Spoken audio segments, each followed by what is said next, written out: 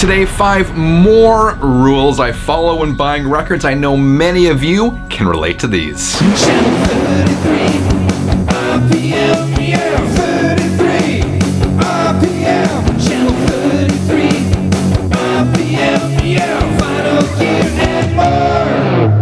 Hi, my name is Frank. Welcome back to Sundays on Channel 33 RPM, your channel for vinyl, gear, and more. Now, a couple of weeks ago, I did a video about the 5 rules I follow when buying records, and I thought I was done, but you, dear Channel 33 RPM viewers, proved me wrong. After reading all of your comments, I realized that I, in fact, have 10 rules I follow when buying records. So today, I present to you the final 5. Number 5, I usually avoid buying picture discs. After I did my last video, a few of you mentioned that one of your rules is avoiding buying picture discs, and I couldn't agree with you more there. As Ad Van Hoffelen wrote, I probably pronounced that wrong, but as he wrote, a no-go area are picture discs. Crappy sound, even if they look cool. I could not agree with you more. Picture discs tend to sound like garbage. They have a lot of snap, crackle, and pop, and that's just the nature of the beast. That is the way picture discs are made. Now, I know a lot of you have told me that the quality of picture discs has improved since the 1980s, and maybe it has, but to my ears, they still do not sound very good. Now, I'm not saying I have no picture discs in my collection. I have a couple, a handful, including this one that came out on Record Store Day, a few years ago. This is Ozzy Osbourne Believer Live. It had the polka dot picture disc. Of course, Randy Rhoads' guitar was polka dot.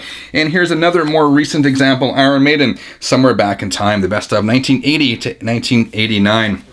Again, this is a picture disc, which was so disappointing. I'd love to have a best of Maiden on black vinyl from that collection. I'm sure it would sound amazing, but both of these and pretty much every picture disc I've bought has been a disappointment when it comes to sound quality. Number 4, and this one doesn't really pertain to buying records, but it's a rule that governs my entire collection, and that is that I will not lend my records to anyone. This is another one I got from you guys in the comments. In response to my first video, Audio Head Case wrote, I don't lend up my LPs ever. Me neither, buddy. I mean, of course, times have changed. As kids, particularly in elementary school, I'd bring records to school and swap them with friends all the time, and we really didn't care. But nowadays, I'm too protective of that, and I don't want them to come back scratched, and that's going to create conflict between me and you if that does happen. I'd actually prefer to give a record to a friend, which I have done, than lend, because it just creates way too many complications. Number 3, I listen to what I buy.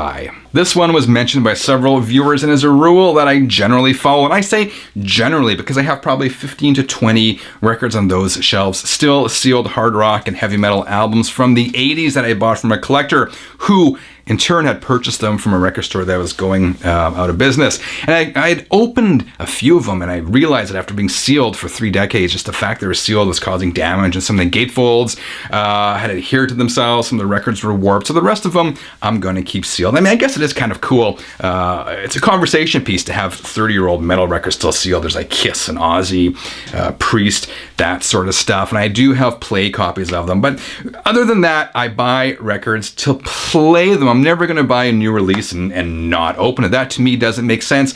And further to that, if I'm going to buy a record, if I'm going to spend my hard-earned cash, 20, 25, 30 bucks, I want to make sure that I'm going to listen to it more than once or twice. I try to do my research. I go to Spotify or YouTube, stream the record, make sure I like it, and make sure I'm going to listen to it repeatedly before throwing down my cash for that album. Number 2, I try really hard not to overpay.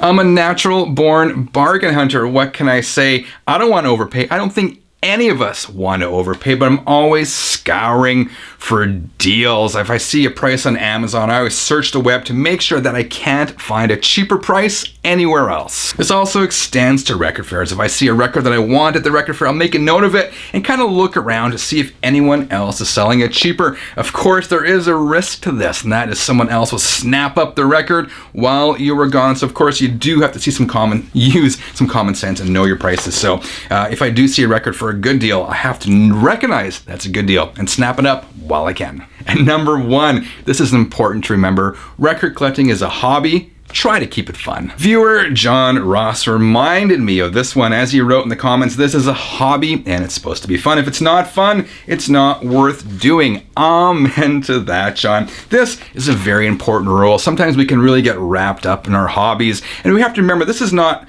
a race to accumulate music. It's about having fun. It's about meeting collectors. It's about talking to record store owners and really enjoying the process. Because after all, if you're not having fun doing this, it's really not worth doing. Okay, guys, that is my final 5 for a total of 10 rules I follow. Let me know what you thought in the comments below. Also, if you are so inclined, please do check out the Channel 33 RPM merch store for t-shirts like this and tons more. I hope you have a fantastic week. Until next time, keep on spinning.